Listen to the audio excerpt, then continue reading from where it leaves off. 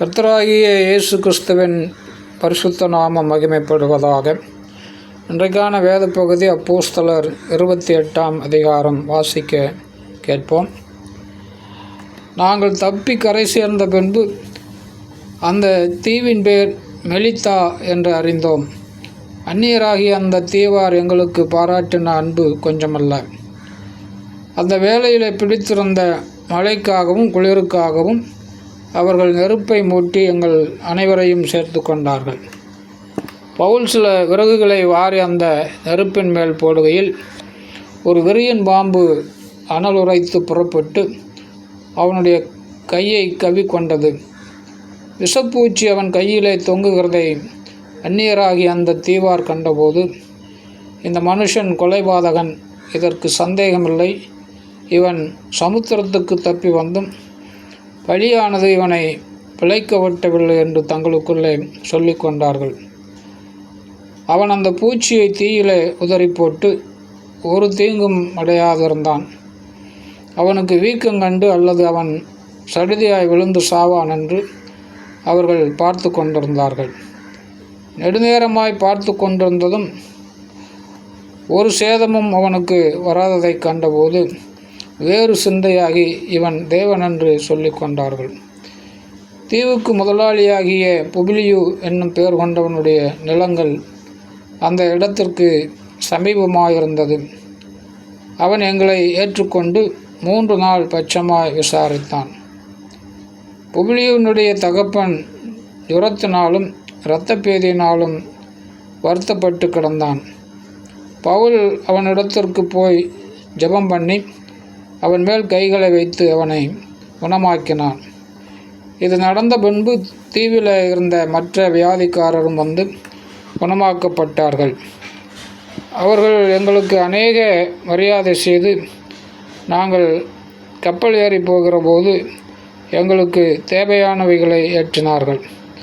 3 மாதம் சென்ற பின்பு அந்த தீவில் மழைக்காலத்திற்கு தங்கியிருந்த மிதுனம் என்னும் அடையாளமுடைய அலெக்சாந்திரியா பட்டணத்து கப்பலில் நாங்கள் ஏறி புறப்பட்டு சீரகூசா பட்டணத்தை சேர்ந்து அங்கே 3 நாள் தங்கினோம்.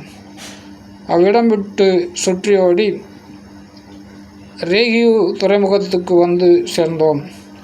மறுநாளில் தென்றல் காற்றடிக்கையில் புறப்பட்டு 2ஆம் நாள் புத்தியோலி பட்டணத்திற்கு வந்து அங்கே சகோதரரை கண்டோம்.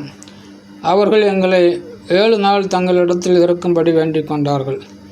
அந்தபடி நாங்கள் இருந்து பின்பு ரோமாபுரிக்கு போனோம். அவ்விடத்தில் உள்ள சகோதரர்கள் நாங்கள் வருகிற செய்தியை கேள்விப்பட்டு சிலர் அப்பியபுரம் வரைக்கும், சிலர் 3 சத்திரம் வரைக்கும் எங்களுக்கு எதிர்கொண்டு வந்தார்கள்.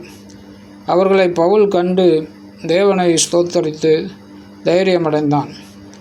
நாங்கள் ரோமாபுரியில் சேர்ந்தபோது 100க்கு அதிபதி தன் காவலில் இருந்தவர்களை சேனாபதியினிடத்தில் ஒப்பு கொடுத்தான்.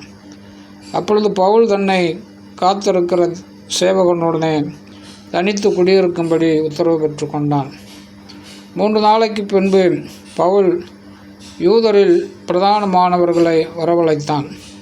அவர்கள் கூடி வந்திருந்த போது அவன் அவர்களை நோக்கி, சகோதரரே, நம்முடைய ஜனங்களுக்கும் நம்முடைய முன்னோர்களின் முறைமைகளுக்கும் விரோதமானதொன்றையும் நான் செய்யாமல் இருந்தும் கட்டப்பட்டவனாக எருசலேமிலிருந்து ரோமர் கைகளில் ஒப்பு கொடுக்கப்பட்டேன்.